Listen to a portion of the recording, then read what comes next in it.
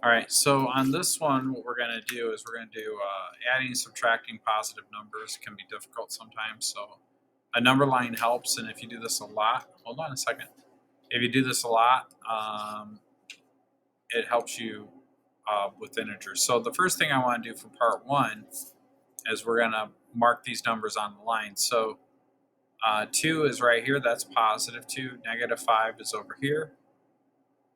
That's negative 5. 7 is over here.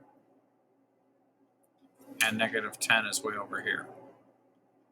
Now, one thing I should point out is that when you add things, you go to the right. When you subtract things, you go to the left.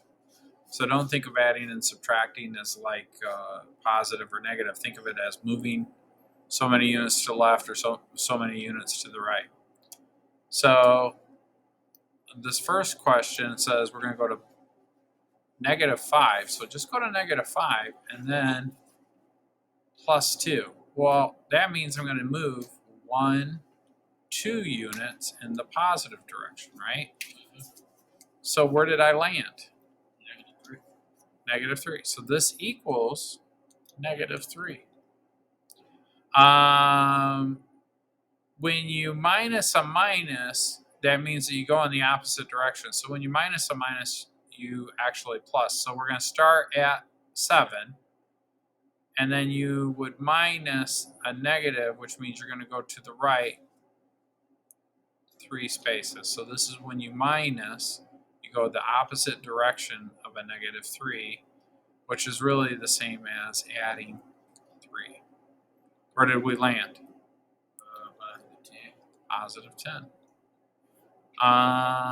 This next one,